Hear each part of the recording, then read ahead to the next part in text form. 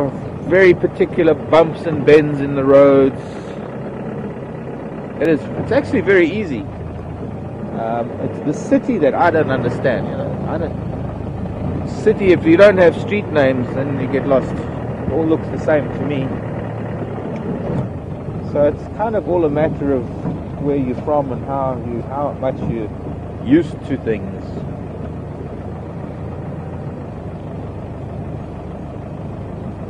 It takes a little while to get used to the roads, and it depends on what season one starts in an area. I mean, now it would be very easy to learn the roads because you get to see so far through the bush, and certain trees stand out more than others.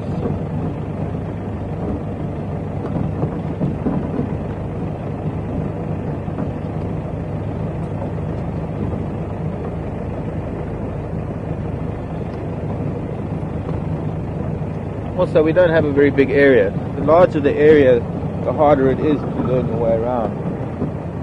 You eventually get it. And once you've identified your boundary roads and you start identifying certain other main tracks within that traversing area, it becomes fairly easy.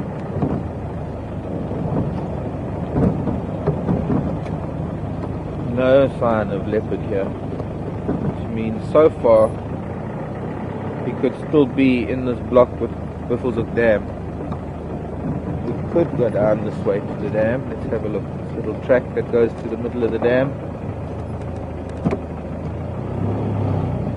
Go in this way and then come back again.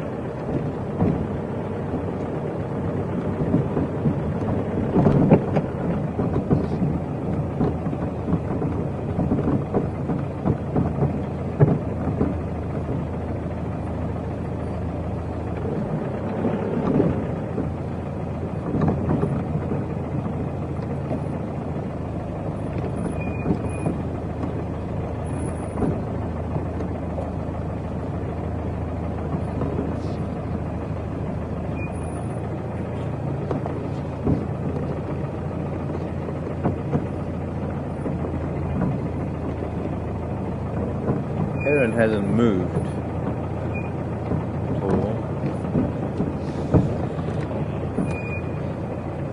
Birds down.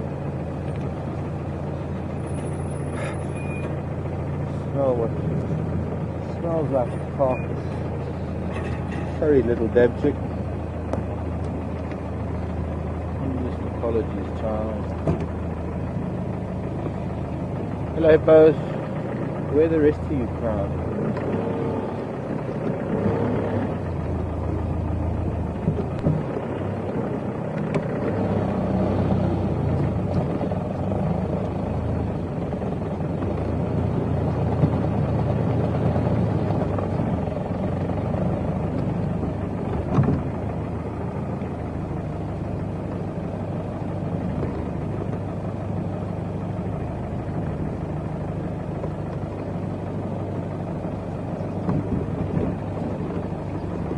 I don't think we had a leopard coming this way. I wonder where he went. No tracks on the road, no tracks here yet.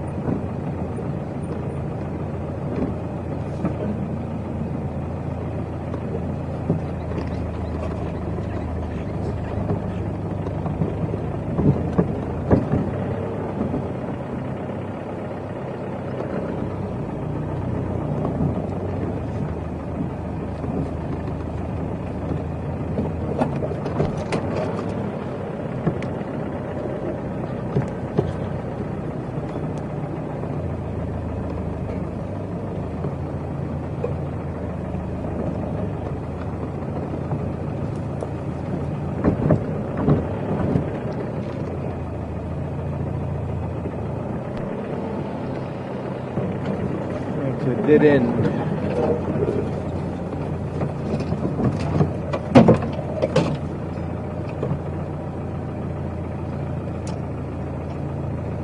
He must have been here last night.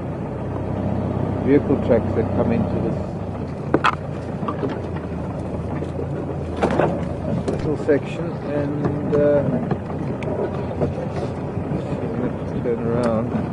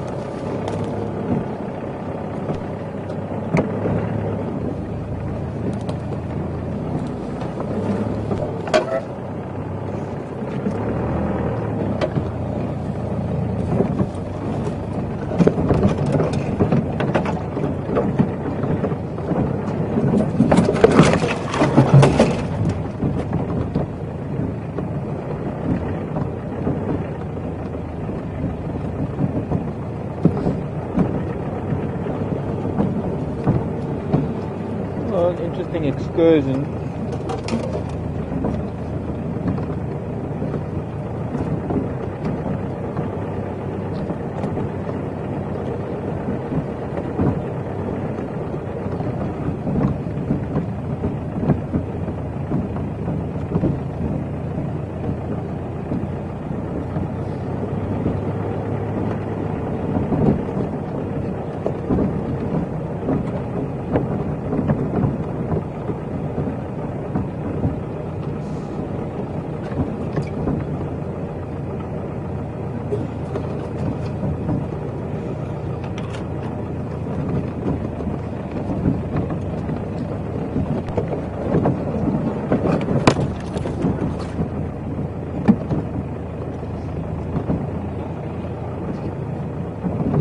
Sometimes you can get lucky doing something like this, and sometimes not.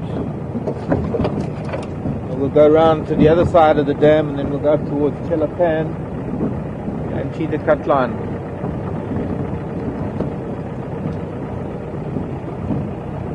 And if we're not finding anything here in the east, we'll just have to go west. Or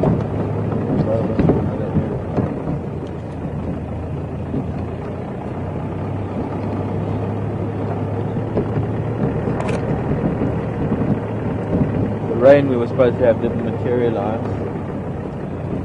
but starting off a clear day like this could be a build-up of cloud later.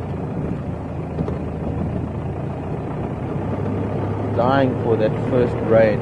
We had a drizzle yesterday afternoon. It was enough to give that little bit of a smell in the air, that lovely settling of the dust smell. That still isn't that first rain smell though. There's a very, very particular smell that kind of wakes everything up. First heavy rain after a dry spell, after the dry season.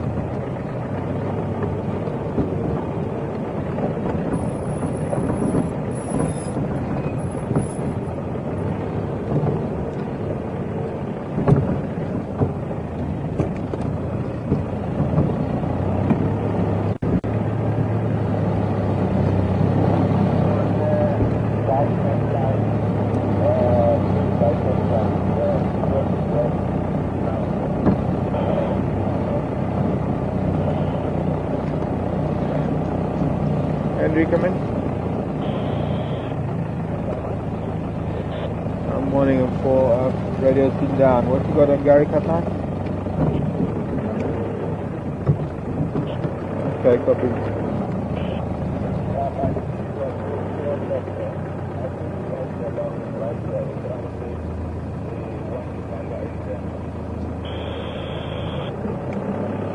Okay, no problem. I'm at Biffle's Dam.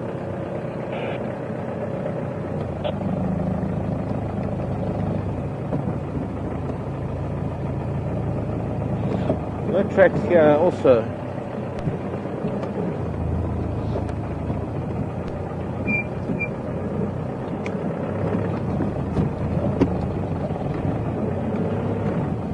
And there's always a chance that I've missed tracks, but so far it's looking like there's still a leopard inside this area.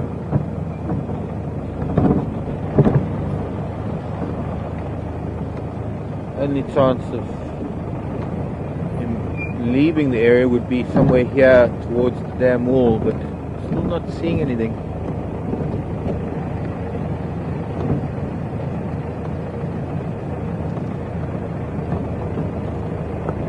And then there was a slight gravel section coming down the fire break, so also could have slipped over the road over there. Aha, we have somebody here already.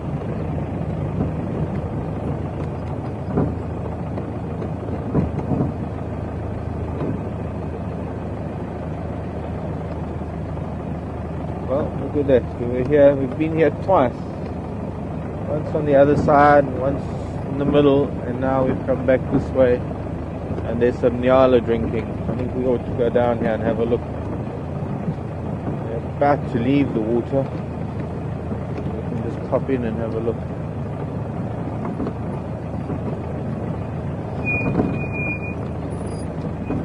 Only one left. This goes to show, these places that we visit, with the moment that we're visiting them, nothing happens, and we think that there's nothing around. But sometimes you just have to sit for a while. Just one nyala that's left from a small group that was here drinking.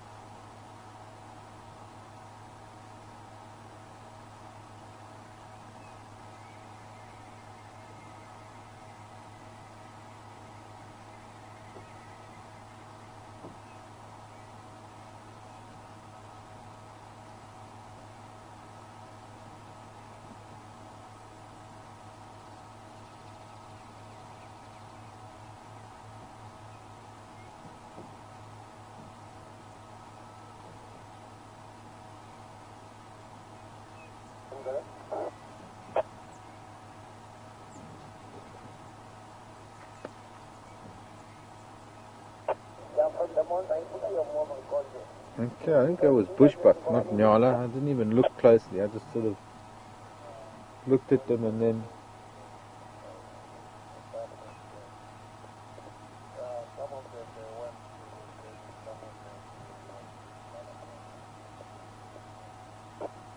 okay, let's go.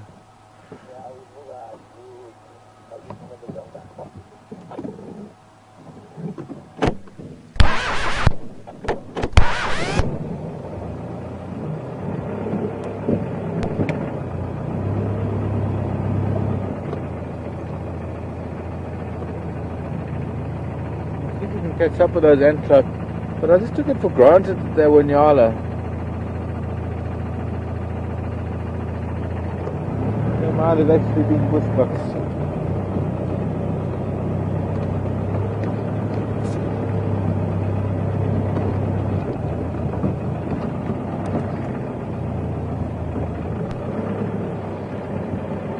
Excuse me a moment.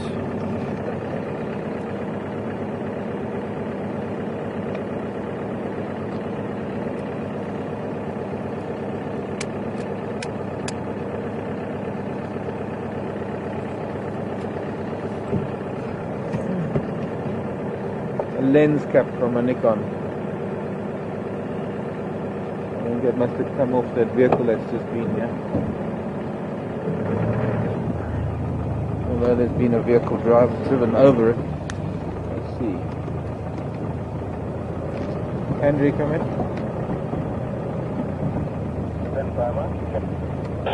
Have you just been to Biffle's Dam?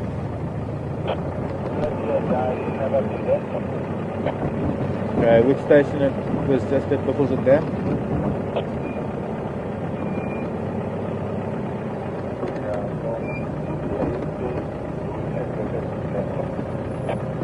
Aubrey, I picked up a lens cap from a Nikon camera. I think that's one of your numbers.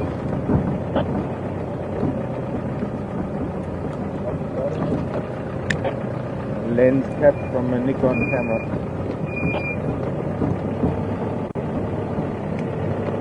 Hello, this is Hilton from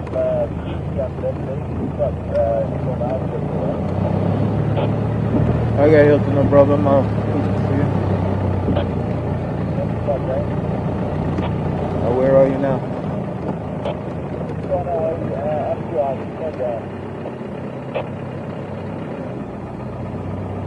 Alright, we'll catch up somehow. Okay, now I can only stay on Western Gari.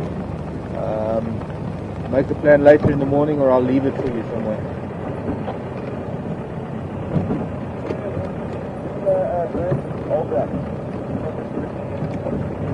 Okay, we'll do.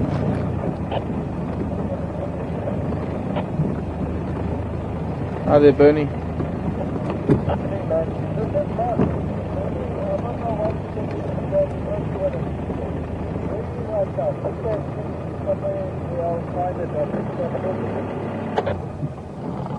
Okay, copied. Yeah, I'm at Buffelshoek Dam at the moment, at the sort of turnaround for the spot with the big torchwood.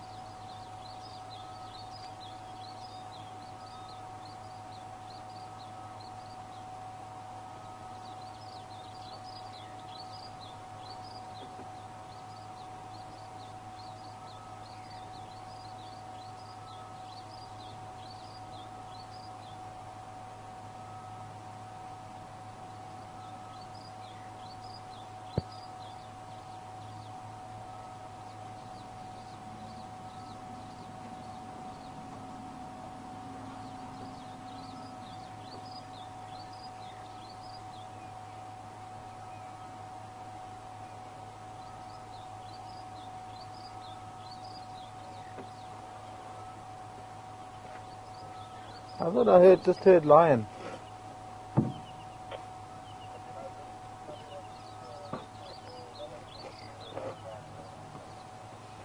Okay, well the guys can fight over the lens cap. This one says it's his, that one says it's theirs. Left it at the base of a tree and they'll have to sort it out.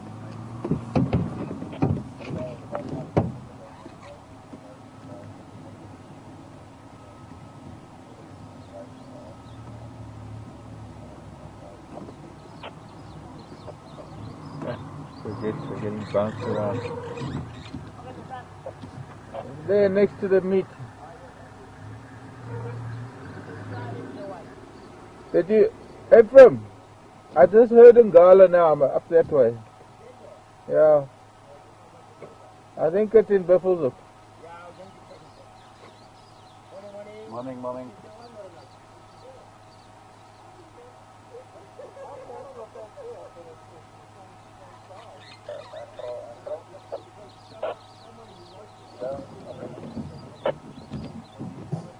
Yeah, Andrew, how they line up to Bengala?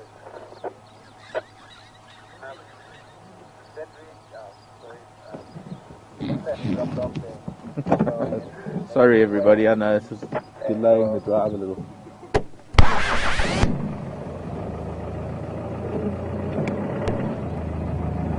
You're welcome. Is it the one? Okay. Hilton, come in. Sorry, interrupting the radios here. Okay, we're gonna go to Chelapan and see what we can find. Not Chelapan, sorry, Gwaripan. And then I'm gonna go back towards the west.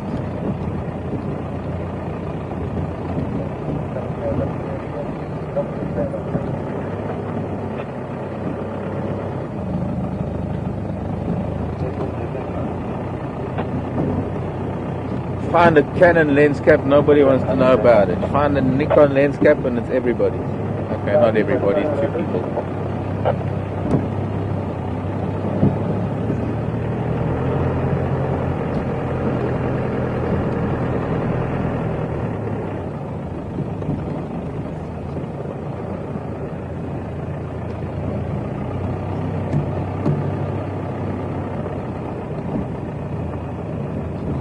Hello, Donna Toronto. I don't know where that came from, but Donna was saying she hears that it can be dangerous living in Africa. Is that true? I think it's less dangerous in Africa than it is anywhere else. No, let me see. I don't think it is any more dangerous than anywhere else in the world. I think that there are probably areas of New York and Los Angeles and Tokyo, and no, maybe not Tokyo, they're pretty civilized in Tokyo. Maybe Berlin or London or Johannesburg. Well, no, that's Africa, sorry. Hello, Stenbuck, running away. I think there are areas of any city in the world that are more dangerous than Africa. But Donna, are you talking about dangerous from an animal point of view or dangerous from a human point of view? Because it's only dangerous from a human point of view in certain places. Of course, there are some areas, like the Niger Delta. You don't want to be going to the oil-rich Niger Delta in Nigeria, because you're likely to be kidnapped. You don't want to be sailing a fancy ship off of the Somali coast, because there's going to be pirates there that are going to raid your ship. You don't want to be in some parts of Somalia or Chad or some countries that are still having a little bit of political trouble and internal turmoil and dictatorships. You don't want to be, as much as I love Zimbabwe, you do want to go to Zimbabwe to see the parks and things, but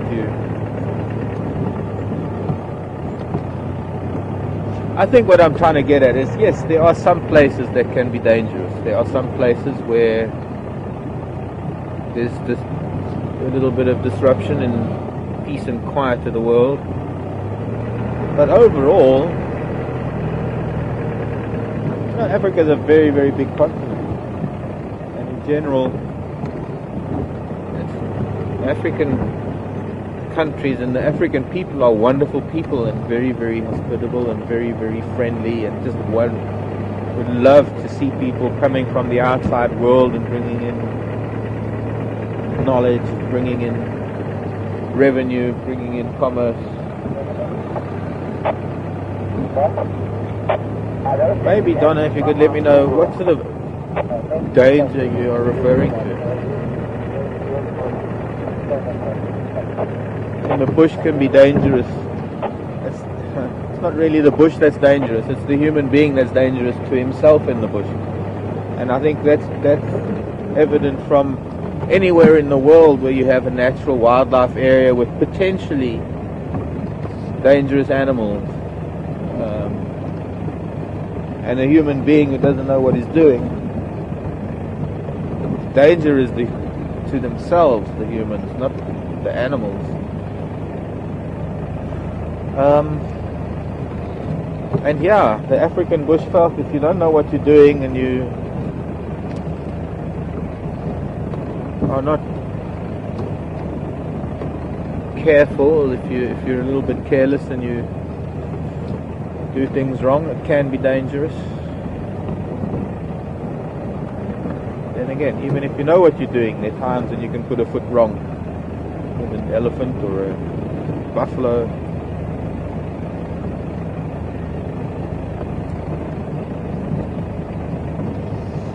We have a bit of crime in South Africa. I don't think it is. In some places it can be bad. You know, we have a gun culture, and unfortunately, it's that gun culture that can be dangerous. People with guns, they're just too easily available. So, moving on. Question-wise.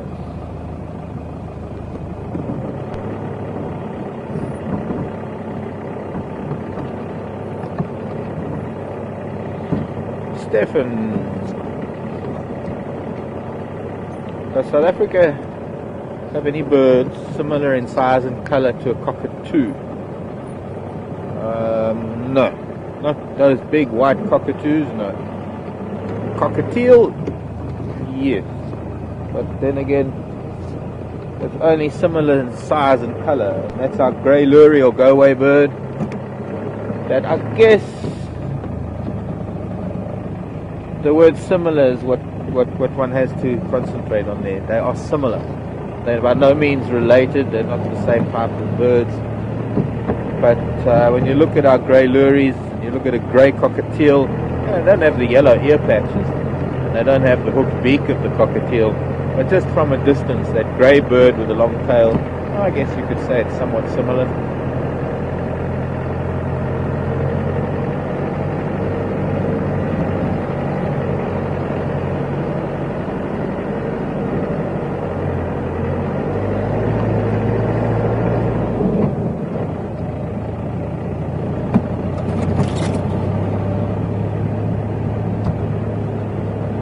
So we're heading up to Cheetah Cut Line now, hoping to find something else.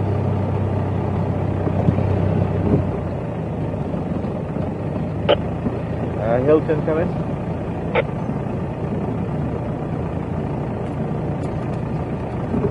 Bernie, come in. Welcome back, Bernie, by the way. That lens cap was claimed by one of Efren's guests.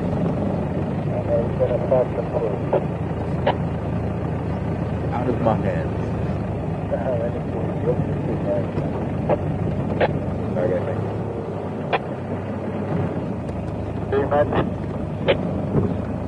Sorry, go again? Thank you very much. You're welcome. Hope to see you sometime over the weekend. I'll be here a couple of days. Nothing to know about, huh? Yeah, no doubt. Have a good one. Zebra tracks, fresh zebra tracks heading down south. What's interesting about them is that there are no vehicle tracks on top of them, so we might be the first vehicle up here on Cheetah Cut Line this morning, or at least on this section of it. And some leopard dung, but it's old. Doesn't help.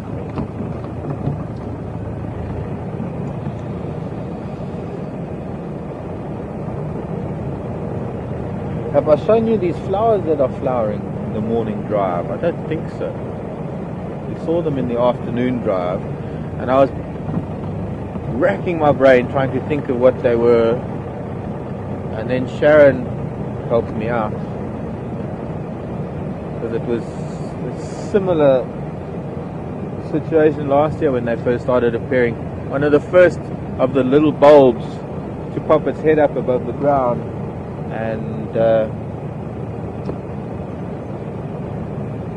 unusual in that a lot of the bulbs need rain and water and moisture to first produce leaves, and then of course after the leaves come they might then produce a flower. For this little thing called a slunkop, which translated means snakehead,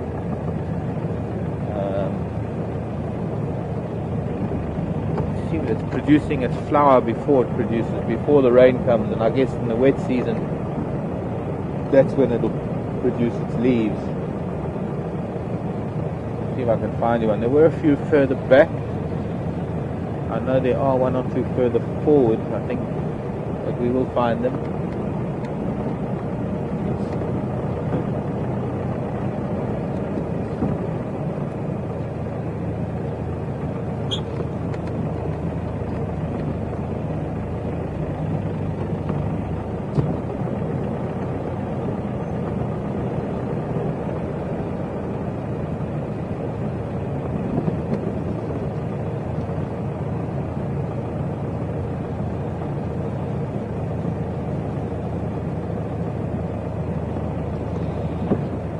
Aloha MJ, and thanks for the comment. MJ, who's recently been on a trip to Africa, and I'm very, very sorry to have missed you, MJ, but that area of Kruger is quite a distance from here to be able to get there.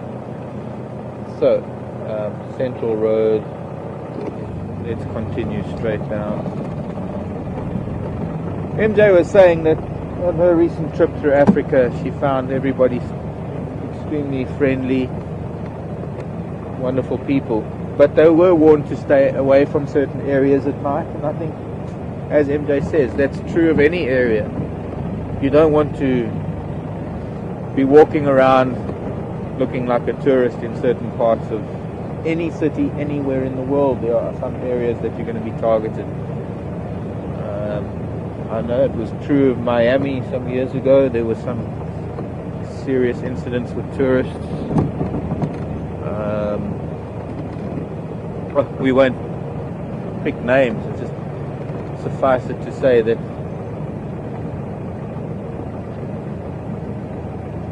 generally, wherever you go as a tourist, if you're with qualified guides and proper organized tours, you're not going to find yourselves in dangerous areas. It shouldn't happen. The nature of the human being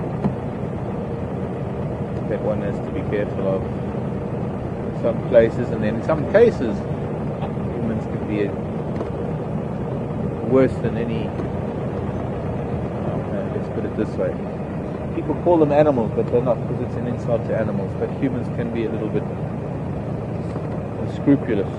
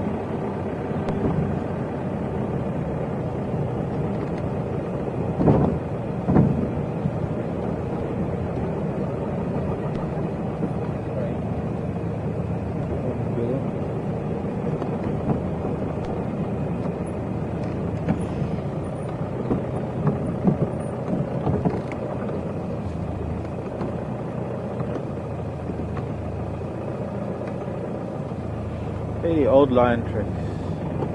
Hoping to find some lion tracks that Noel saw yesterday.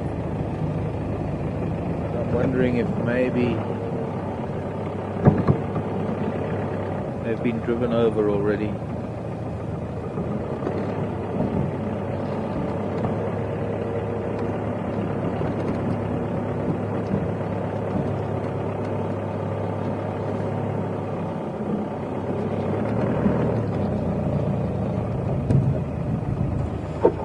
Mumba Road and go Drakensberg onto Battalier Road. I think that would be the best.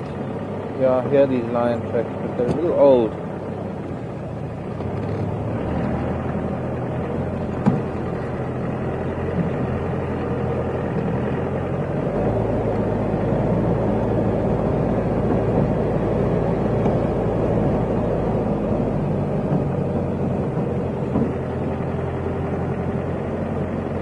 Make our way further west back into the central area, or maybe go and see Treehouse or Twin Dams.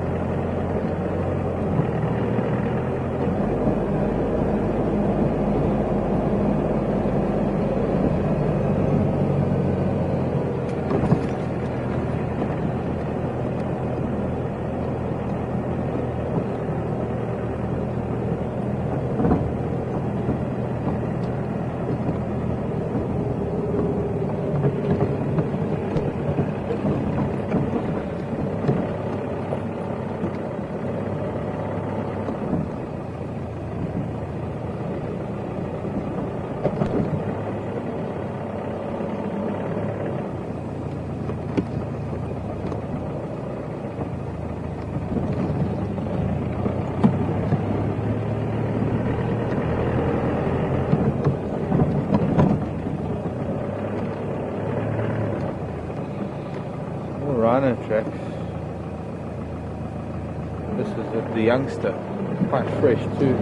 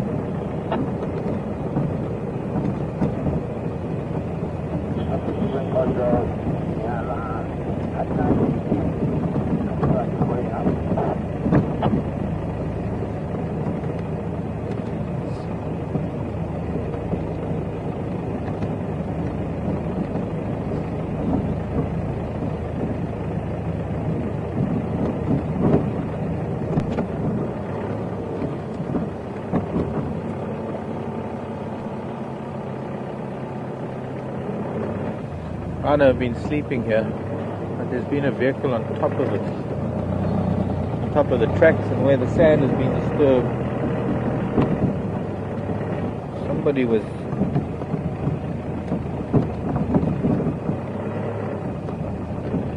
came by, obviously didn't find them.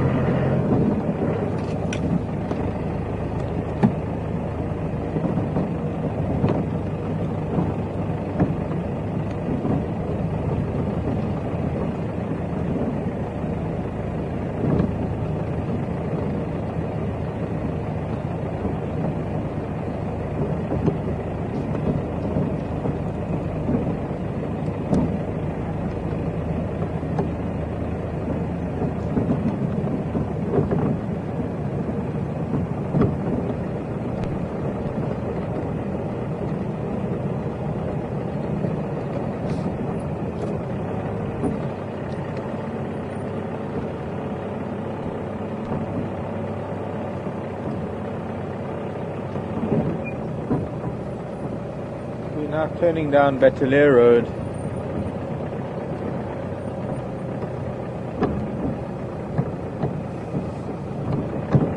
Wet patch. It's the wet patch from Buffalo.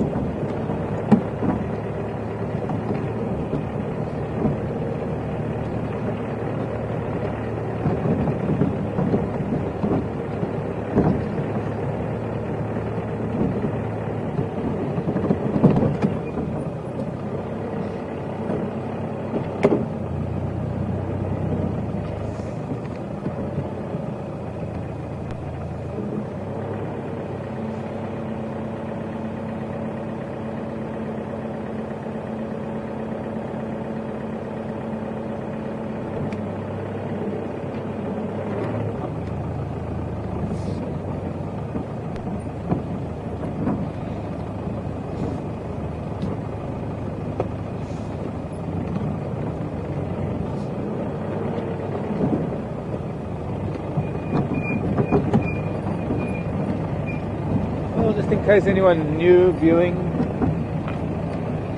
anyone's just arrived on our site and is watching for the first time, or you're just popping in, we're live, 3D live, I might add, on this RV Sands. Welcome. My name is Mark. Quiet Mark this morning, pensive, contemplative. Even quiet to Sebastian at the back.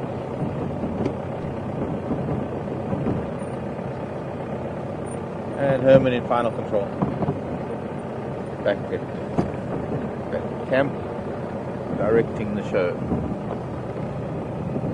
We're looking for animals. We're looking for anything that moves this morning. We're looking for tracks. We're looking for flowers. We're even looking for new leaves that might be poking out of branchlets and twigs as we move into our spring.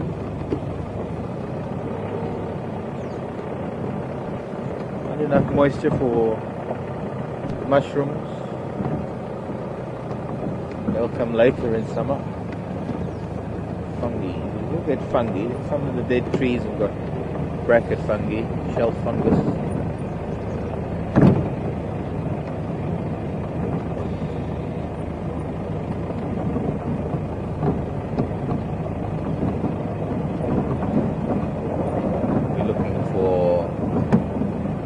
Reptile sunning itself in the morning sun. It's actually starting finally this time. What's the time? Yeah, that time. See, my watch stopped. But finally the sun is starting to warm up things. Nice to find ourselves a reptile sunning itself. We don't see too many reptiles, unfortunately. Rather dense grasses and vegetation. Every now and then you're lucky to find something on a termite mound, but also it's a matter of whether it stays there when it sees us, because a lot of them are very shy and disappear as soon as they feel the vibrations of the vehicle. And of course, seeing the size of it, they disappear very quickly.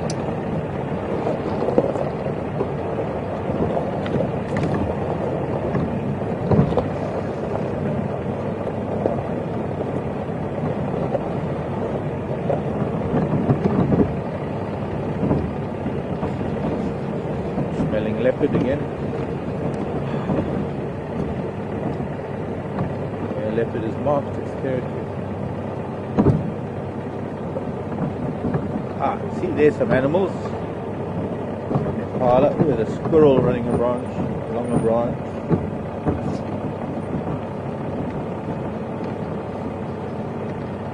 Roadblock.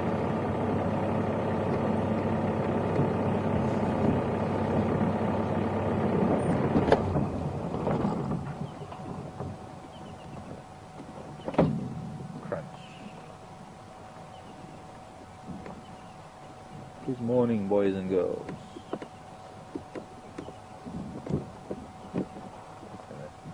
Roll a little bit closer.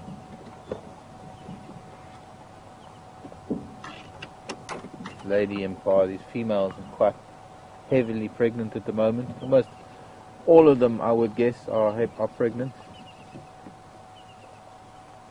All of the fertile ones.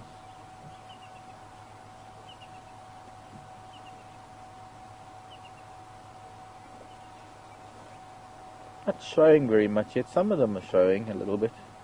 Probably those that were impregnated early. There's a little boy now moving to the right, the one on the far right, moving out of shot. Little boy that was born last year. Judging by the size of his horns, he was quite a late birth, late in the season.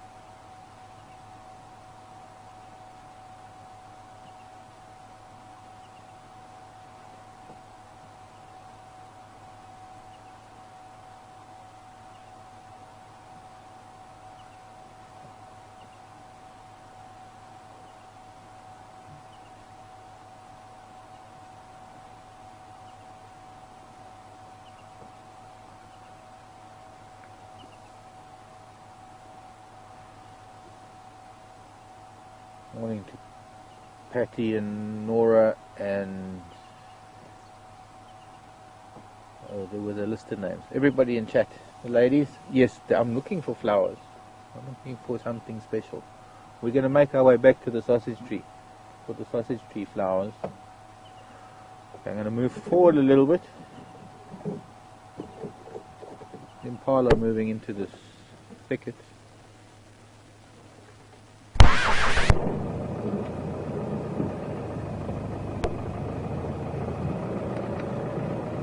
A lot of buffalo dung around here. Sorry.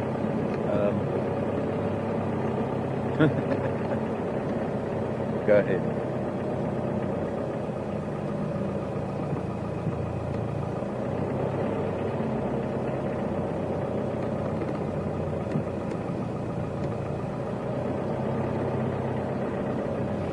Bye kids, have a lovely day.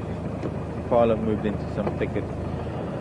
Vivian in Chicago, all the way from the Midwest. Hello, Vivian.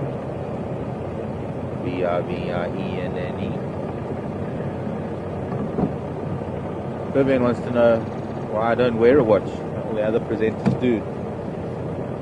Vivian, when I moved to the bush, officially, properly, after trying my hand at stuff in the city in my early 20s, back in about 1986, I had a watch that I used for diving. It was a diving watch.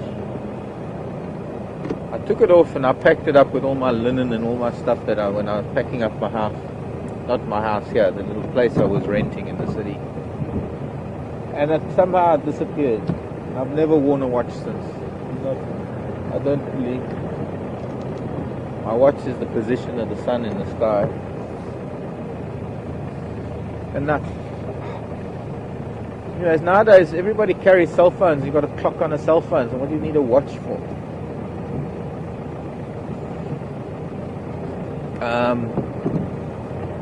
I'm pretty good at telling time by the sun. I mean, we see it in the same place at the same time every day. It's kind of a 12-hour thing sometimes. You know, it rises and 6 hours later, which is it rises at 6 hours later, it's midday, it's straight up ahead. 6 hours later, 6 o'clock, the sun's setting. It's like seeing that half of a clock, and so when the sun is at certain angles, it's like looking at the hour hand on a clock, because it moves at the same pace over this 180 degrees of sky. It can be relatively easy to guess the age of the day, time of day.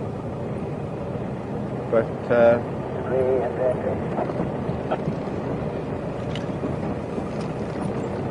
I guess one doesn't really need the time as much here in the bush. I mean, we need times for starting and ending drive. We need time for our meeting in the morning. And that's about it.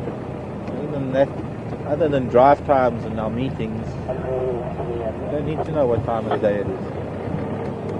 all the time. So Battalier Road at least had some Impala. Go to Twin Dams Road. Let's see where we're going to go from there.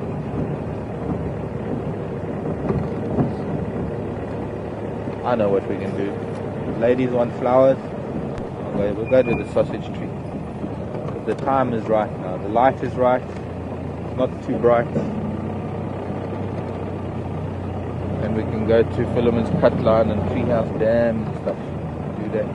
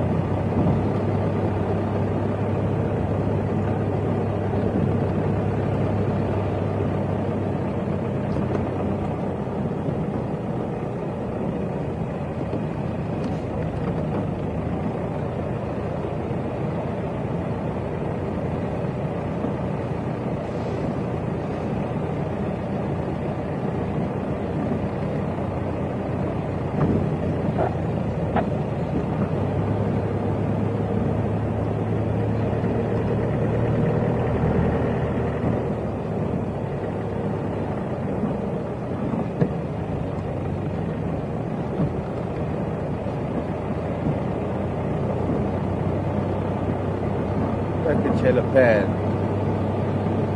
I think we'll have a look towards Gari Dam and quarantine, and then make our way to Philemon's Cut Line. Maybe go and do Zoe's Road even. Might be something in the west. Hasn't been much moving around the eastern side of things.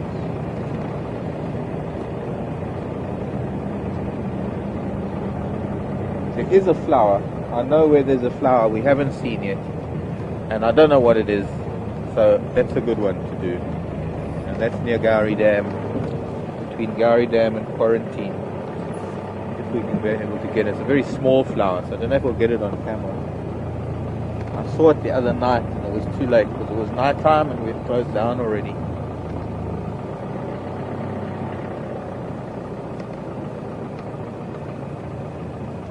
I can't imagine it would be out of flower yet.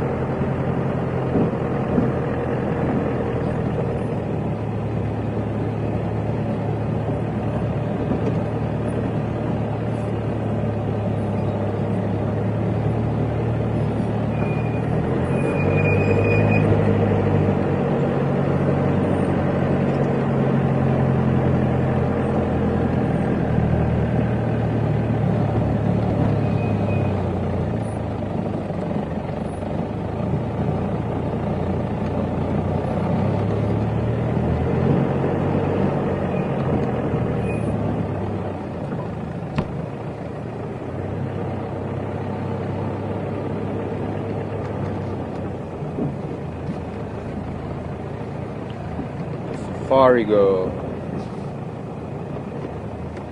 I owe you an email, I know, I'm sorry, I'll get there. I think I owe a few people emails and messages on Facebook and stuff.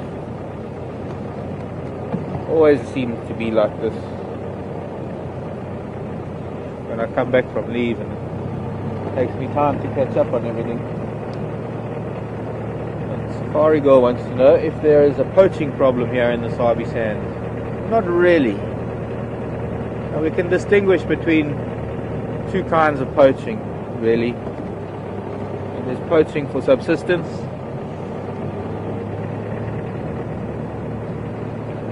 which, although it is poaching and it is illegal, and it's not like one turns a blind eye to it, but it's just not as destructive. Well, no, it is destructive. It's just not as evil as poaching for financial gain. I just want to show you a flower. I found a flower. This is a combretum, one of the bush willows. Oops. That'll do, I guess.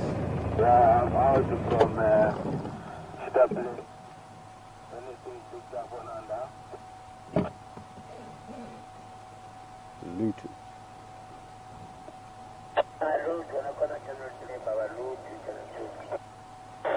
Unakona channel 3. Nafuna izwa manje.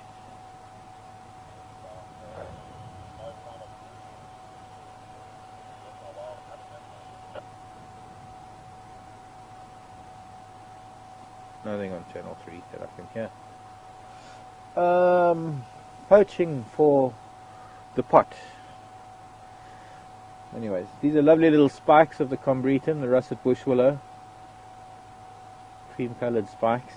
Can't see them too well, but there's one of the lovely little flowers that are starting to come out this morning, or this season.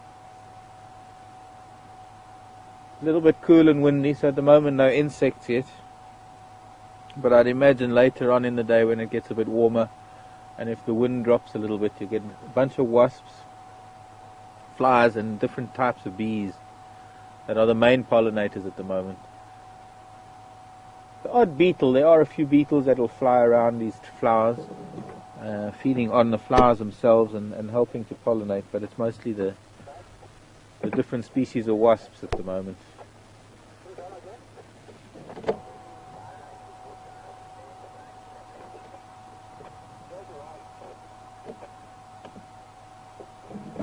Okay.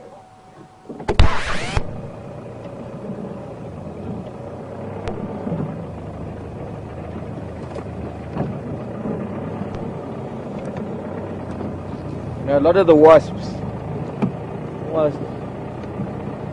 most of the wasp species, they don't really perform much of a function as an adult other than to reproduce. They're very similar to butterflies. The main function of the wasp is when it's in its larval stage. Not main function, but the main impact that it has on an environment. Oh no, I can't really say that so much. Let me put it this way. They're similar in that as a larva they perform a consumer function, and they eat things, and then as adults the main purpose is just reproduction. And a lot of wasps don't really eat as adults. And some of them, some species of wasps, they just need a little bit of nectar, a little bit of energy just to keep going, to fulfill that reproductive function.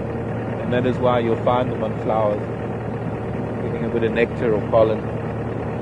Some of them will use that as material to feed their youngsters, those wasps that are vegetarian, same as bees, that will collect pollen and make a paste, and they will use that as like a porridge, as like a food store for the larva when it hatches from the egg. So generally most wasps that are feeding on those flowers are generally wasps that are carnivorous or insectivorous as larvae.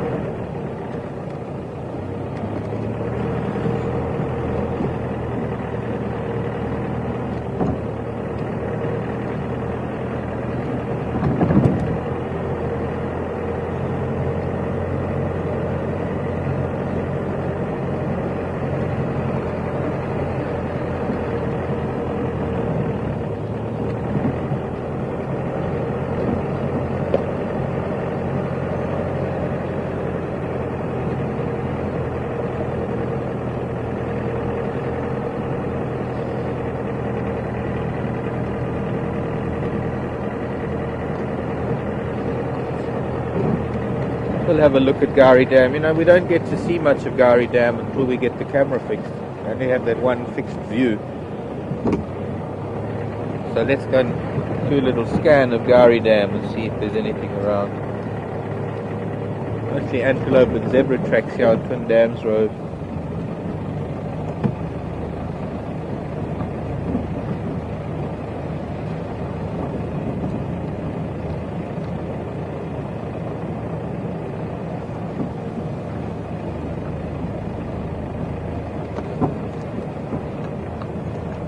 So, see, I'll get sidetracked. Gosh, I get distracted so easily.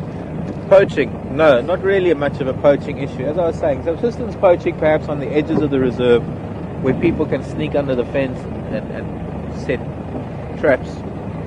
It's not condoned. It's sad kind of poaching because they snares and wires and they can cause a lot of damage to larger animals that can break the snares free. But fortunately, we don't get the kind of poaching that has become rife in this country with rhino poaching. We have such a huge network of roads, and the roads are so busy with game drive vehicles. That in itself is a deterrent. But also pretty strict rules about entry and exiting the gate. But not anybody can just come into the Sabi Sand, and it's very difficult to get out of the Sabi Sand if you don't have the valid exit permits and stamps.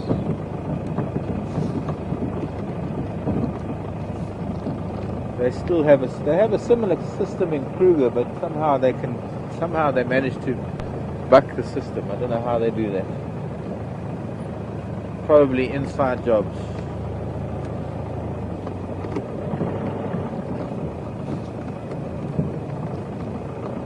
Nothing here at Gari Dam this morning. It's pretty quiet.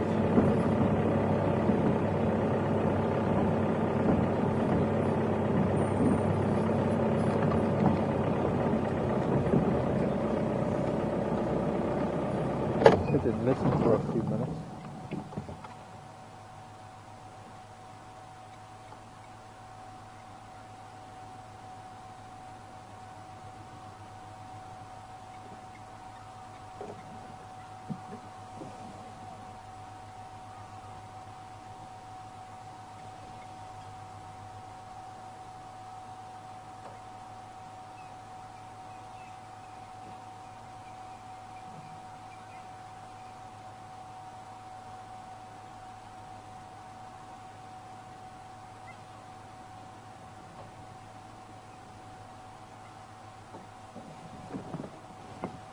Oh wow.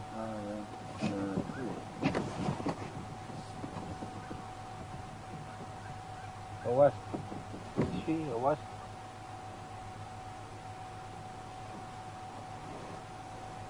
Oh God. I suppose while I'm here I can do this. In the TV. Can your TV. Clean your TV.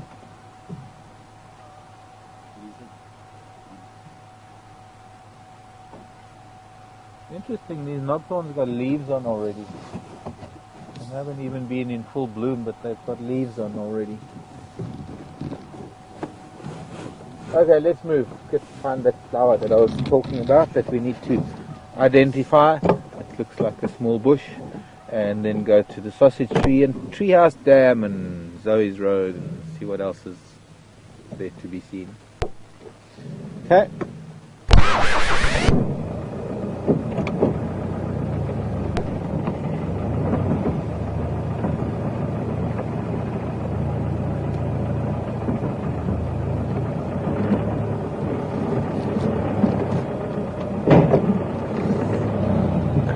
Season's grating is still here.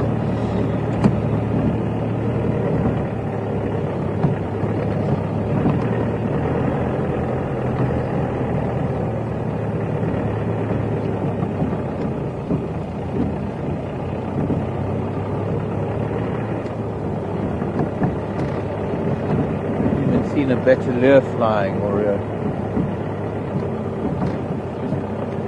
Wahlberg.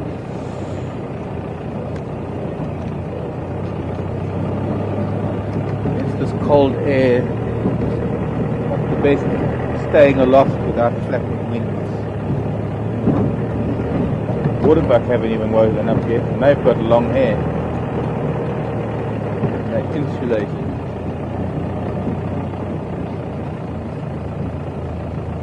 Only one waterbuck. Let's have a look at her quickly. If we can. She's lying in these grasses. I see the others are lying there. There are others. I can't really see them very well though. Just behind the spike thorn over there.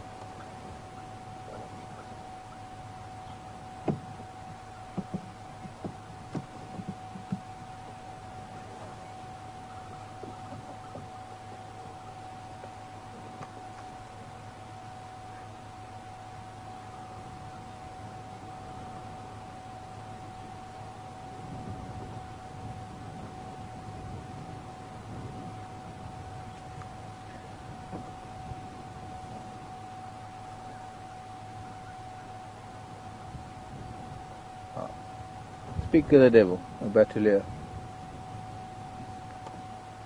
the youngster. So the waterbuck is still tucked in, and that's pretty much what a lot of the animals are doing this morning. Still a chilly wind that's blowing. Trying to stay tucked down against the ground. Hiding, not hiding, but trying to stay out of the wind. Shall we go? Yeah.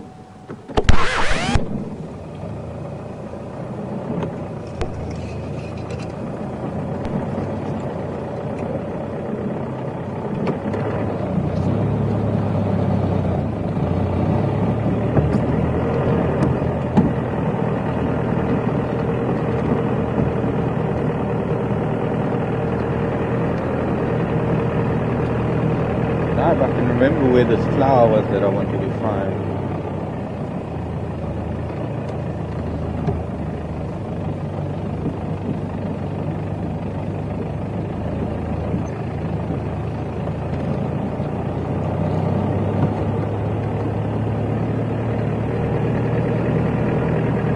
Ah, there it is. I can see it bright and white.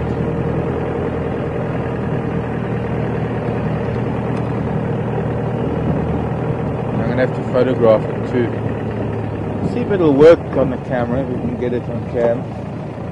Look at it, it's beautiful. This is, that shouldn't be too close, has it? Move if I have to. Absolutely gorgeous.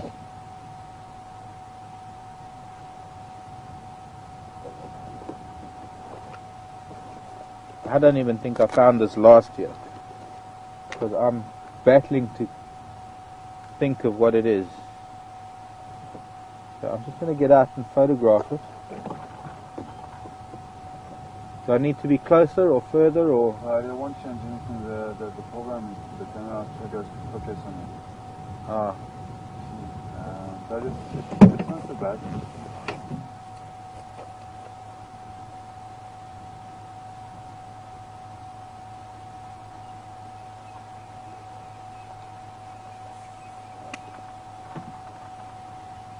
Is the picture in focus, Herman? Pardon?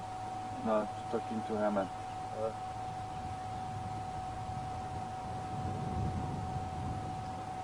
Herman, you got me?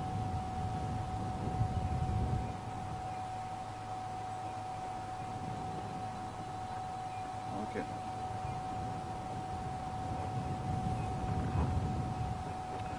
I'm doing this for you, because we can't get that close. I'm going to try and take a photo and I'll try and post it. But I need my little macro lens, and I also need to move the vehicle because I don't want the vehicle tire in the photograph. Actually, I did pretty well in focus and stuff. Really? Yeah, I think it's turned out pretty good, yeah. Yeah, Herman said the picture is very cool. Okay, good. I still want to get a photograph. Yeah, no, for sure.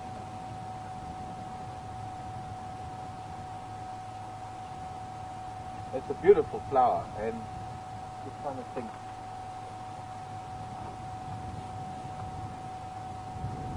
Could be sandpaper bush. Uh-oh.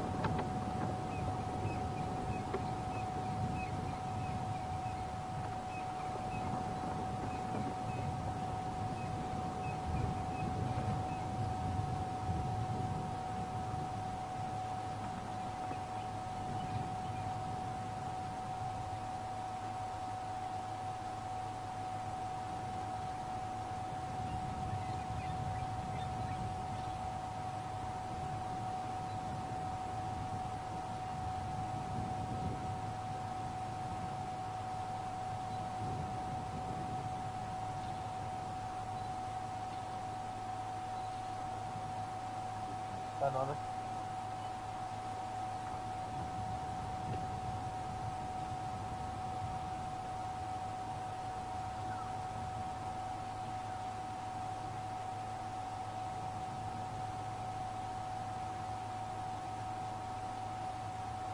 Not easy.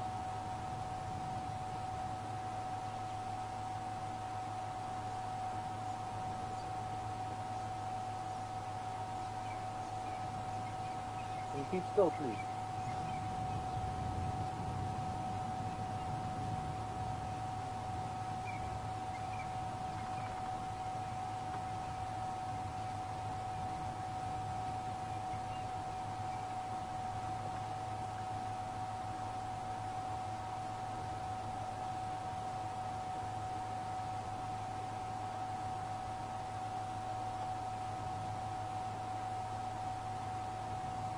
You know how we battle with the voiceover in the wind? It's not anything like it's like trying to photograph a spider on a spider web, and the spider web's doing this, and your depth of focus is 1 fraction of a millimeter. Just that little bit of movement with the wind, because it's in macro, makes it very difficult. You want me to come and hold it for you? Well, that could. Still gonna be moving.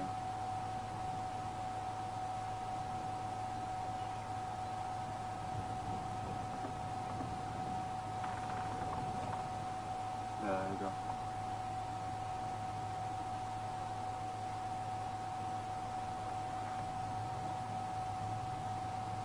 Still getting the.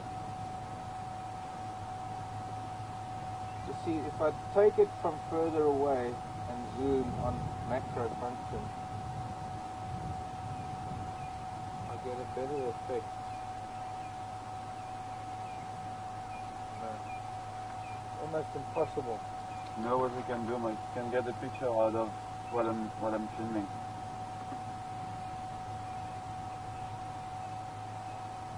Well, we can try that. I mean, I can always come back here in the middle of the day or something. It's a nice light now. We can extract 1 frame of what I just filmed, and we can put it as a picture, and it will be like focused and clear. True. To help you to identify it.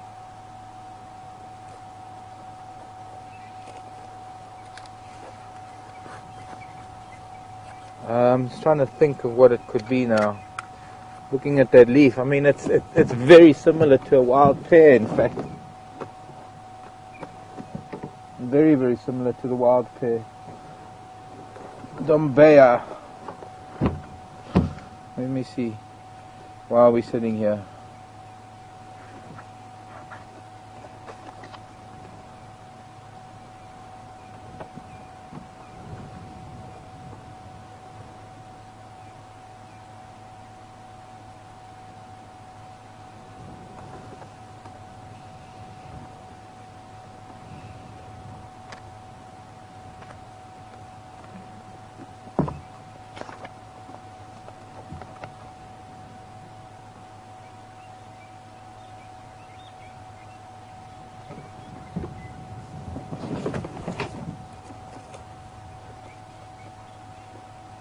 Only thing with the wild pear is that the flowers start going beige and brown.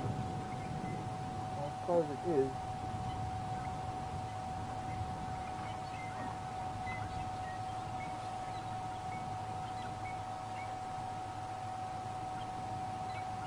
It is. It's a wild pear? Nice.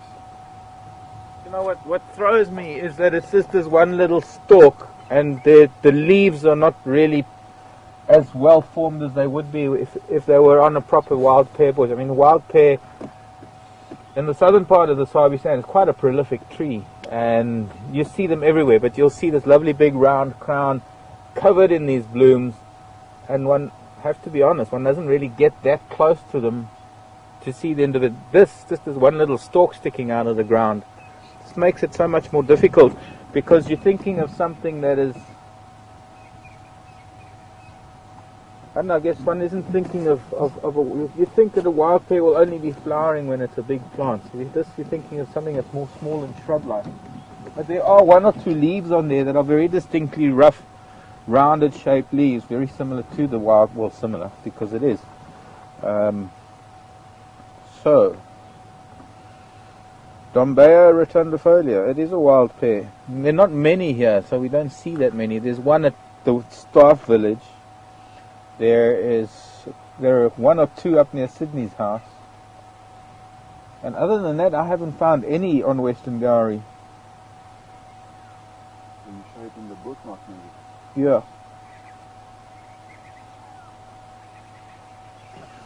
What did I say it was? Page 262. Birds are shouting. Guinea fowl are shouting. There's an eagle around.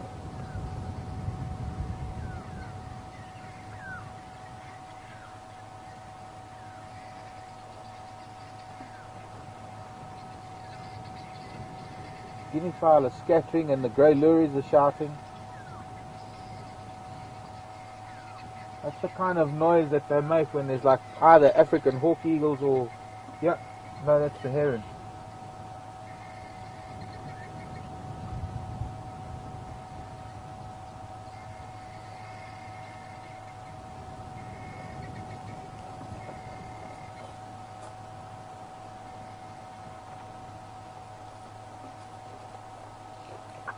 Must have been an eagle or something flying around.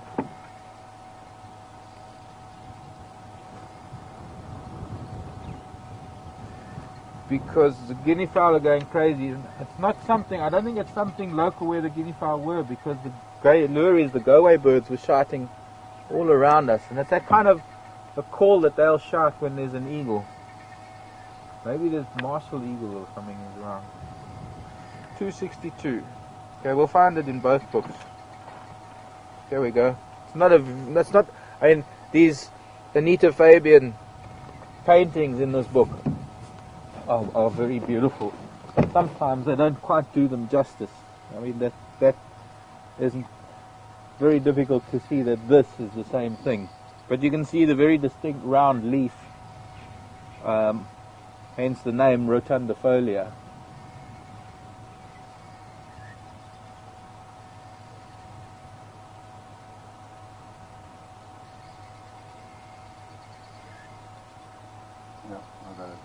Okay, I've got the other book actually. I've got my other flower book too. That might because it might show the whole tree in this book. Bombaya. Well, it's called a wild pear, but it doesn't have pear fruits. Doesn't. I'm not too sure why it's called a pear, but 131. Isn't that, in this book it's 131, in that book it's 262. That's just a coincidence.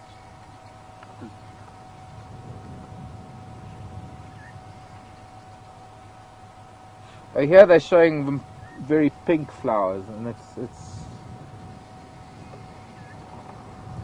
it's one of those anomalies that you get different areas. You get a range from pale white to pink, and then they start going brown. But there is the tree in full bloom with the white flowers.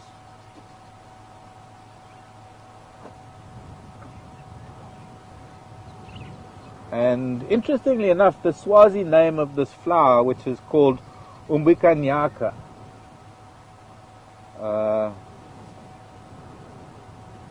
it actually means the heralding of the new season, because it's one of the first flowering trees, and they are profuse when they flower and incredibly beautiful. I mean, this sticking out of the dry bush veld is actually quite amazing. Definitely one of those things that herald the onset of spring.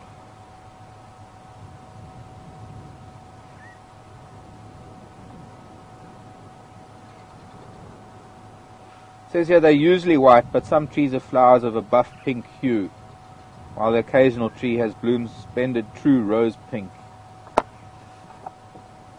There we go. Found a postcard in my bag. Should have been on the wall.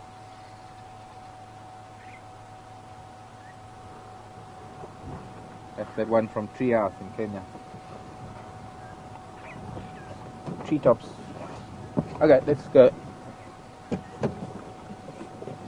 There's my flower for the day. Now that I know we've got a wild pair here, we need to... Actually, you know what? I want to go back to these guinea fowl.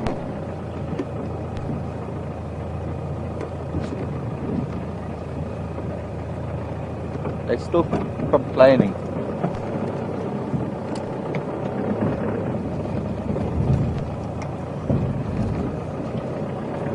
Where? There it is.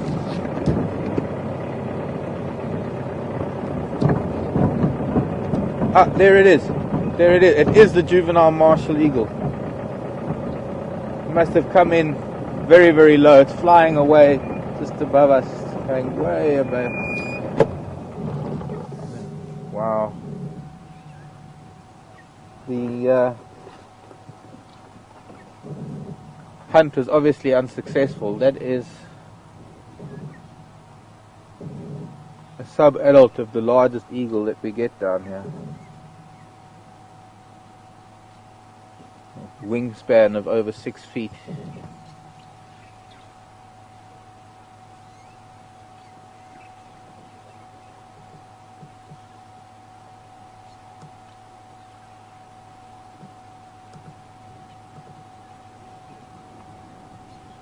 Perhaps one of the most magnificent eagles. And if I hadn't have turned around so quickly, he might have stayed in that tree. But I wouldn't have seen him in that tree, into the sun like that. As soon as the eagle's gone, the guinea fowl have now calmed down. It could very well be the same marshal that we've had around here before. Okay. Oh, you're still trying to follow him. Well done following him in the air. It's not easy following a bird with a normal camera, let alone this one.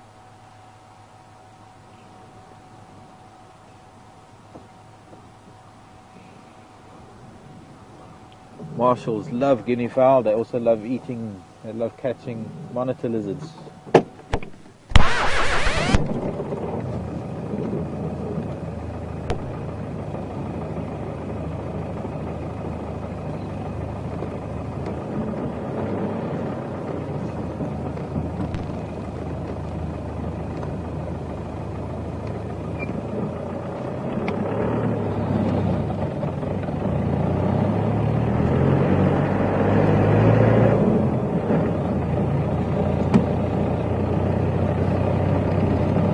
Evidently, there are records here that Yuri, the owner of Juma, has seen in the past a martial eagle killing an impala.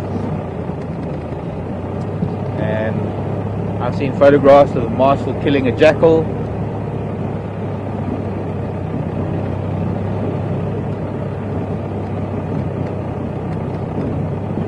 Some kudu now on quarantine.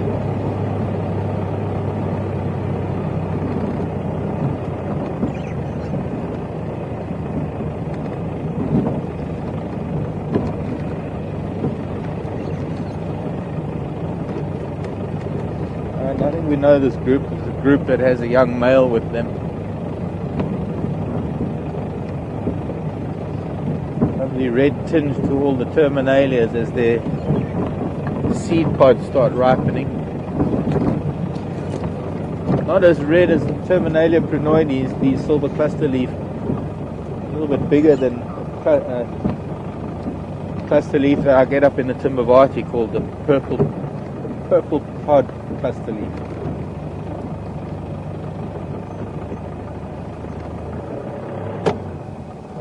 Okay, got a lot of questions.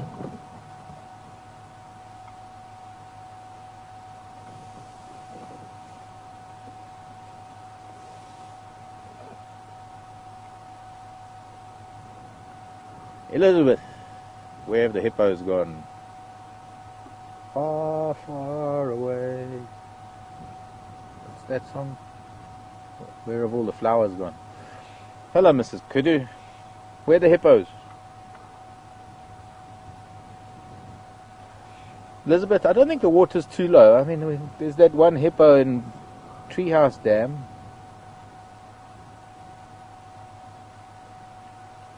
Nice to see the females after we saw those bulls earlier this morning. 2 little boys amongst these kudu. Both of them, look at them, long, long legs. Tiny little horns peering out above the ears. Maybe 18 months old. Other one, horns about the same size as his ears, maybe only about a year old. I think. Some of the hippo are at Buffelshoek Dam. We noticed only 2 hippo there this morning. Some of them are probably up on Buffelshoek. They could be at Sydney's dam. Not really sure. Once they leave our area, not too sure which dams they go to. But also, they're probably ranging fairly far and wide for grazing at the moment. Grazing is probably getting quite thin on the ground.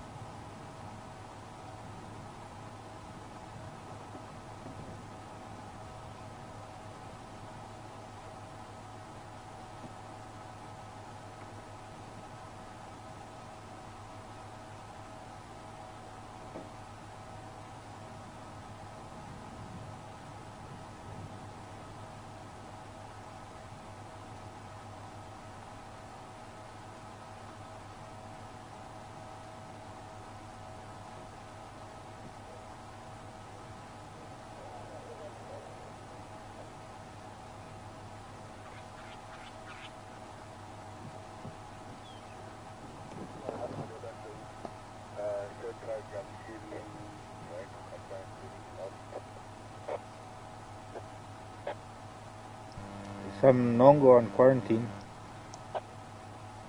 Tony, sorry, Simon.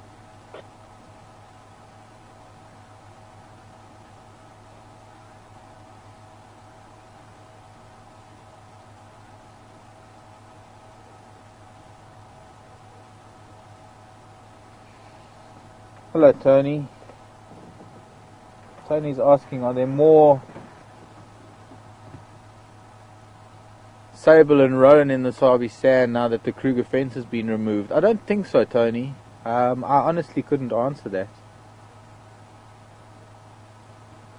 I really don't know whether the population has changed. I mean, places like Mala Mala might have records of seeing some more that sable and roan are coming in. Not roan. I don't think there's roan in this part of the world. I think the roan are only up in the northern part of the Kruger. But there are sable just east of the Sabi sand, and it is possible that they would move into the Sabi sand. But I'm sure...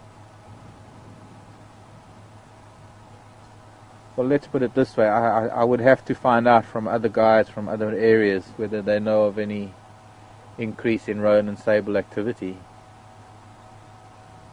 But I'm not aware of any, but that's no indication of there not being activity, because I've been out of the loop for a while, even though I've been in the Sabi sand for 18 months, 20 months now.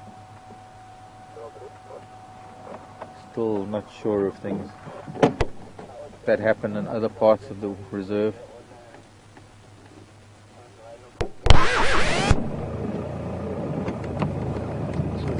guinea fowl in front of us just emerging from some very thick bush where they must have been hiding from that martial eagle. And I'm also looking at the tree stump of a marula next to me. Yeah, this one. Actually got some leaves, some new fresh green leaves coming out. So all these marulas here are going to soon come into leaf.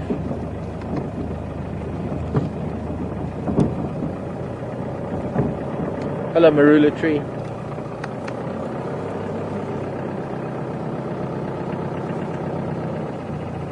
I love you.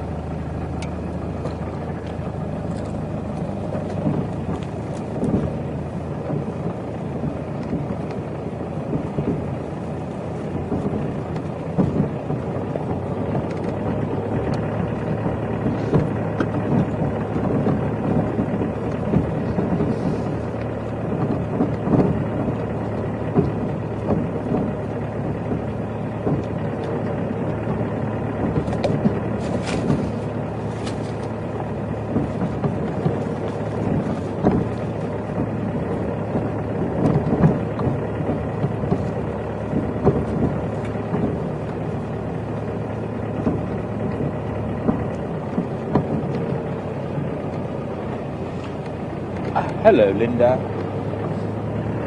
Linda wants to know when will the first migrating birds arrive for spring, and what will they be? And are they waiting for the rain? As far as the when is concerned, already. As far as waiting for the rains, no. As far as what will they be, well, let's see. We've already had the red-breasted swallows come in. We've already seen the yellow-billed kite. I've already seen Wahlberg's eagle. I've already seen... how's lion done? I've already seen the black cuckoo shrike. I've already seen...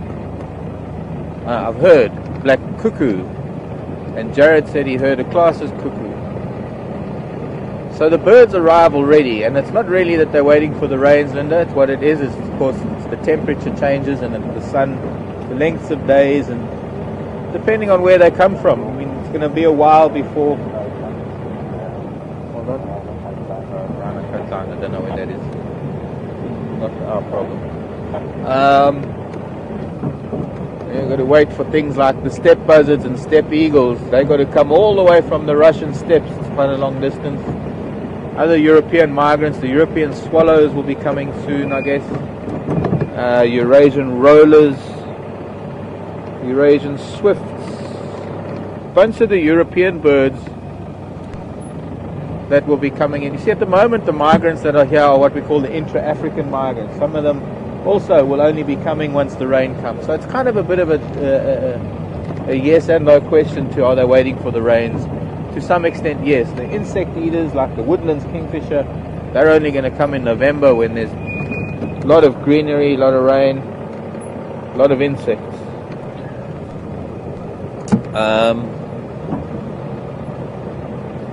So at the moment, mostly what we call the intra-African migrants, and soon to be coming are what we call the Palearctic migrants. And the Palearctic migrants are those that come from Asia, Europe, and even, as I say, the Russian steppes. So every day, as much as we're looking for flowers and new growth and new little signs of spring every day, on the ground we should also be looking at signs of new bird life that are coming in for the season. And some of them will be coming just because it's starting to get cold elsewhere and it's fall elsewhere, and some of them will be coming in because we're waiting because they want to come in when the insects are coming. And the reason why we're just going to have to come in now. I wanted to come here in the morning because I thought maybe the pump wouldn't be on, but the pump is running, and the pump is going to be making a noise in the background. But I'm going to see if we can get a view of these flowers. This is what I wanted, this lovely morning light. See if we can somehow point the vehicle in the right direction. We've got a drongo. Whoa. I don't know how high you can lift the camera, whether that'll be possible. No, that'll be fine. Pardon? No, that's fine. Okay, so please excuse the pump. I know this morning the light wasn't right yet to be able to come and see the flowers. I wanted sunshine. I wanted the sun on this beautiful green crown. And each day there are more and more flowers. Now I'm just going to go and look around for a dead, not dead, but fallen flower. And fallen parts of the tree that I can show you, much as I did the other day. Hello, Drongo. Where's the other half of your parrot?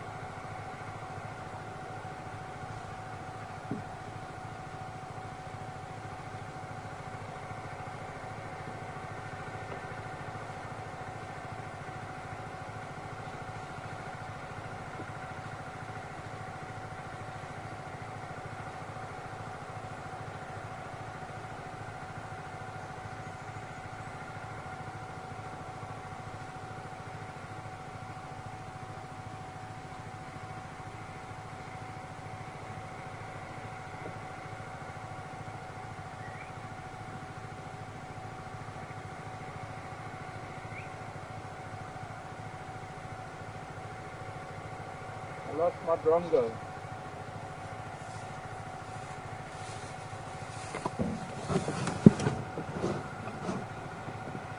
He's here.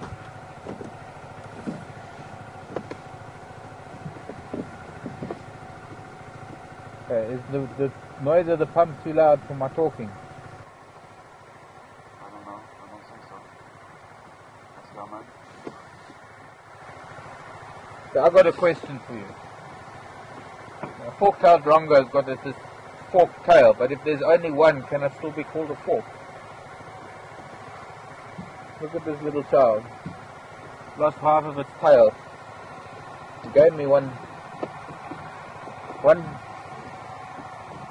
was going to say something, but it gave me a bit of a fright earlier because it came up right behind my head, and I just saw this black flash next to my eye because it was following me as I was walking through the grass, trying to catch insects. I was even trying to find it insects in the grass, but there weren't any. Poor child must be hungry. Okay, let's move up to Philemon's cot line with talk there. I did that too the other day. Because there's the pump. We'll go past the pump. Okay. Hello, little drongo with only half a fork of the tail.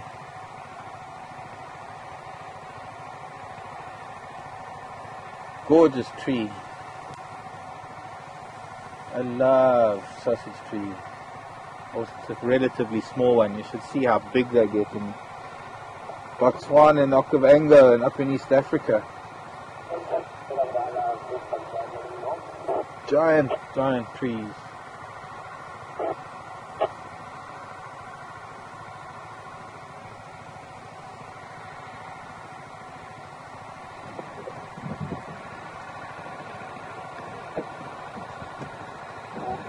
Okay.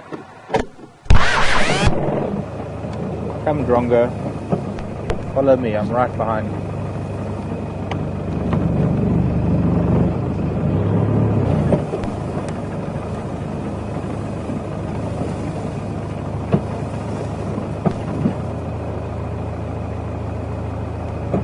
That's a bunch of Aramark babblers.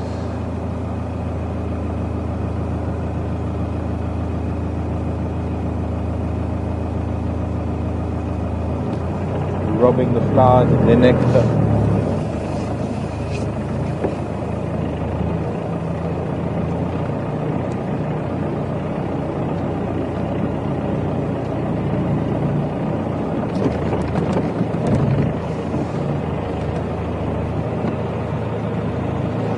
There we go, I managed to keep the promise.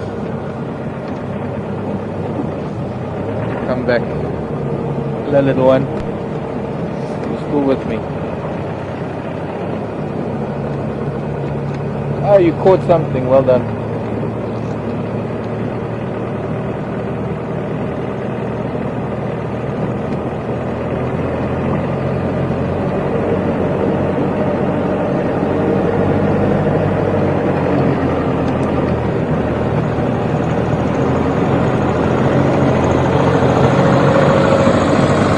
All the russet bush willows around this little pumpkin house are starting to come into flower.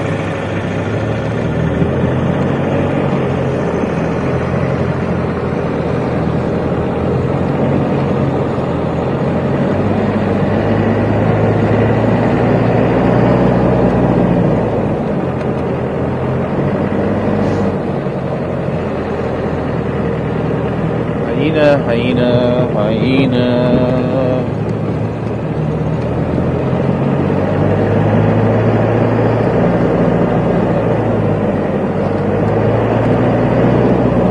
Of those days today, I guess.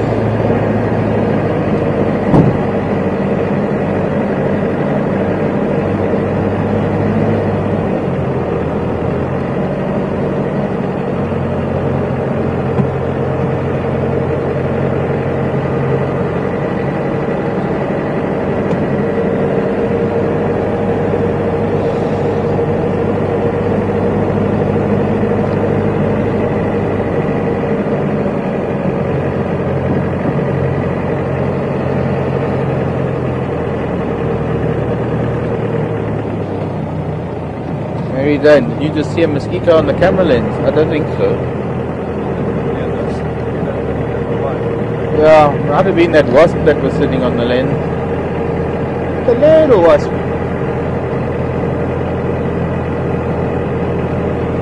Itty bitty, itty bitty. So, let's see, let's talk about flowers now.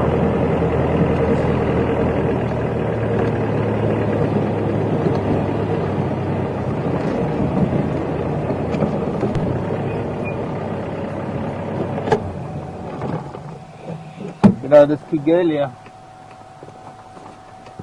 scientific name is Kigelia africana, and the Kigelia has been shown, they've done some pharmacological trials on the Kigelia, and it's proven to be very effective in the treatment of early skin cancers, and you actually can buy a cream now called Kigelia cream. I think it's marketed overseas. I'm just taking this out for the flowers for the ladies.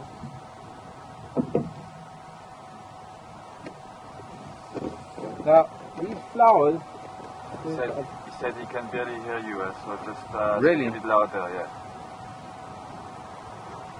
The wind, I guess.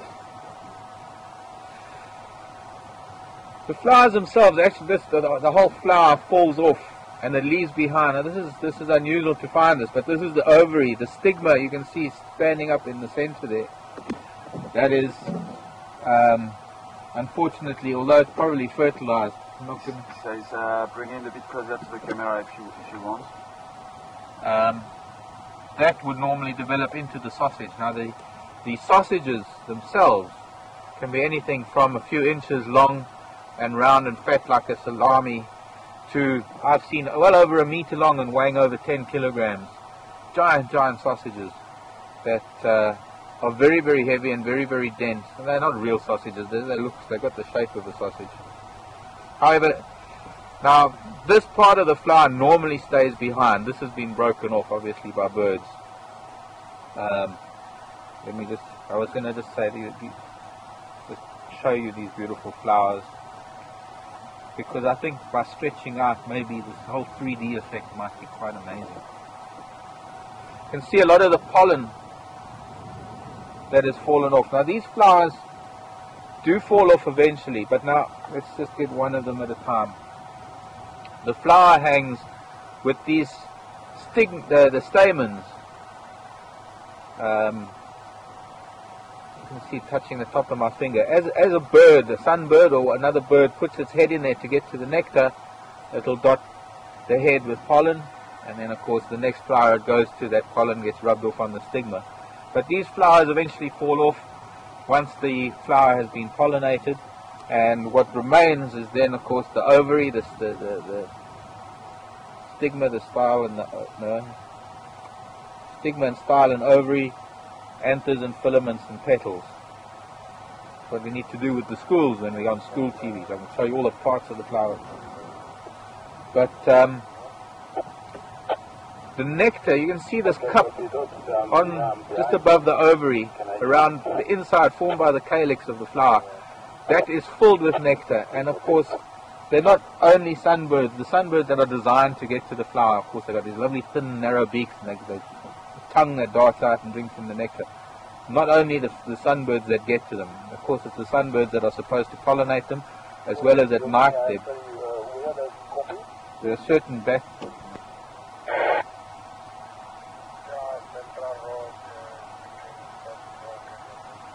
rock and second rock, not where we can get to. So of course in nature you get a lot of cheats, you get a lot of birds that are going to cheat. They're not supposed to drink the nectar of these flowers, because otherwise they would have the beaks that are designed for it. So here you can see how it's bruised. If I can show you, you can see the edge of the flower there, right at the base where it joins the cup of the calyx. It's been breached by a beak of a bird. And there's another one here. This one you can see how, you can even see the triangular shape of the beak of a bird, how a bird has torn open the flower to get to the nectar. And of course that's cheating. It's not any good for the flower because it doesn't pollinate the flower. In fact, if I'm looking at this particular flower, it doesn't even look like there was pollen on these stamens, that it was too early for this flower to be pollinated. So that's possibly one of the reasons why, being only one sausage tree in this area, it's also one of the reasons why this tree doesn't really fruit as much as other sausage trees do, because so many birds are utilizing these flowers and things that it doesn't get a chance. Whereas if there were a bunch of sausage trees in the area, you'd guarantee that at least some of them would fertilize and some of them would turn into fruit. I can remember I used to ask, when I first came here and I first found that tree, I asked Rex and Peter Pretorius if they'd ever seen fruit on the tree, and they said no. However, it doesn't mean there hasn't ever been fruit. The other day I found a piece of a sausage, and today I found another piece of a sausage. And it might actually be the same sausage, because I found the top half of one the other day, and here's the bottom half of another. And I'm going to point it at the camera. You're going to see that there are a bunch of seeds inside there. This is dry, it's desiccated, and it's very, very light at the moment. It's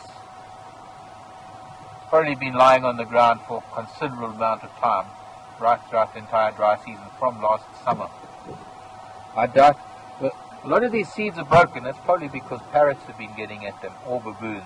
Baboons, parrots, elephants love eating the fruits, but parrots also get into the seeds, and the baboons love getting into the fruits too. And once again, I'm going to take this and see if I can get any viable seed out of it. I'm not holding any hope, because the last piece that I took, I couldn't get it. All those seeds, there were no fertile seeds in it at all. So it shows that it does fruit, and that means that for the next couple of months we're going to have to watch that tree fairly closely and have a look to see if there are any developing fruits. It takes a long time for that sausage to develop. It'll only really be towards the late summer if there are going to be any sausages, and we're going to see these big elongated fruits. And well, just one of the most beautiful big flowers that we get in the bush. Kigelia africana. Smells like cabbage. No, cabbage has got a different. I said the other day it smelled like lettuce. It does. It kind of smells like clean green plant.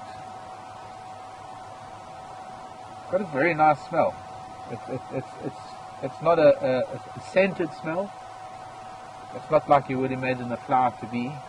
It's not a flower that wants to attract any moths. So it's not going to produce a scent because it doesn't want any insect. The stamens are so big, and the stigma is also just the way it's designed. It's designed for the likes of animals, so it wants to be big and showy to bring in birds and bats, rather than heavily scented and colourful in a way that it'll attract insects. Insects are too small to pollinate. Although I have no doubt that there are insects that also steal the pollen. You'll find certain beetles that will also drill into the sides of these flowers. I'm just looking, it must be the same type of bird that's doing it, because each of these flowers is the same bruise. Try and turn it like this. Each of them have the same bruise and the same little holes at the base of the flower where something has got in there and cheated the flower out of its reproductive, that's the word I'm looking for. Basically just cheated the flower. Good thing. But there, that's the flower on the calyx. For the ladies.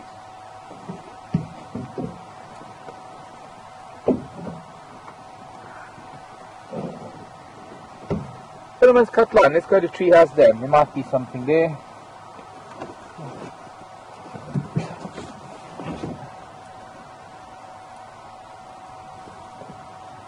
One of those days of just a lovely morning in the bush, not having to chase after animals or fret over spoor following tracks, because there just haven't been any. Okay?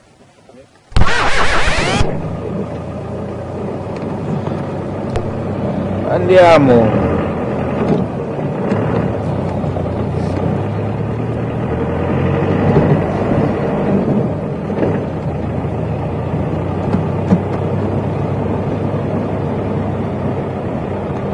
I need to get hold of some of that Kigelia cream. It'd be interesting to try it.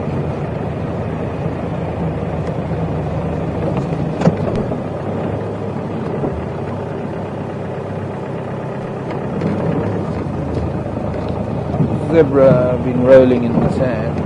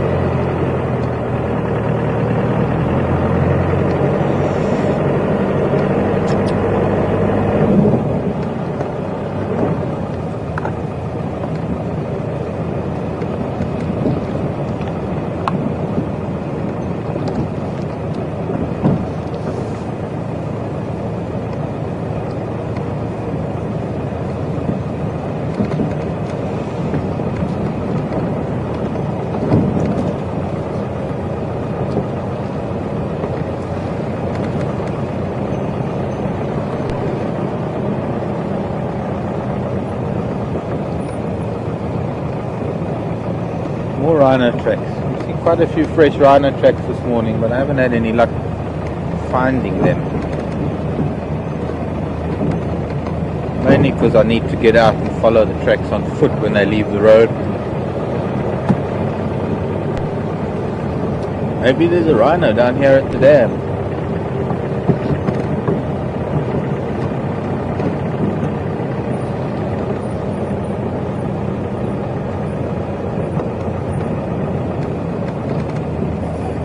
Fresh dung in the midden. I see some tails swinging. I think there might be some zebra down at the dam. Only tails I know that swing like that are zebra. Just seeing it way through the trees.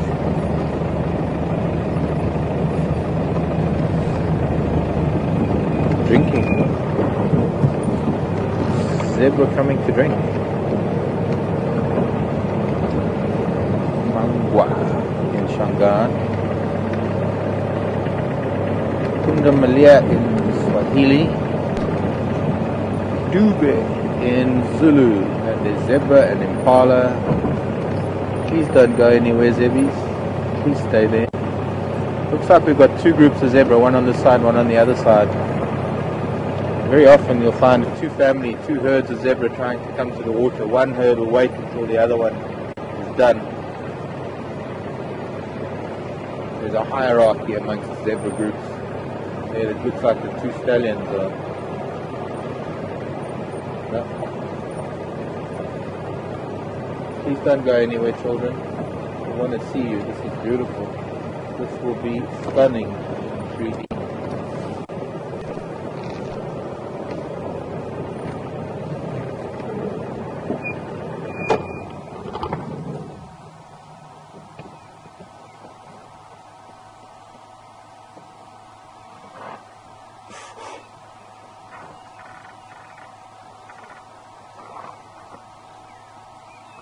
What did you see, Zebby? The stallion saw something and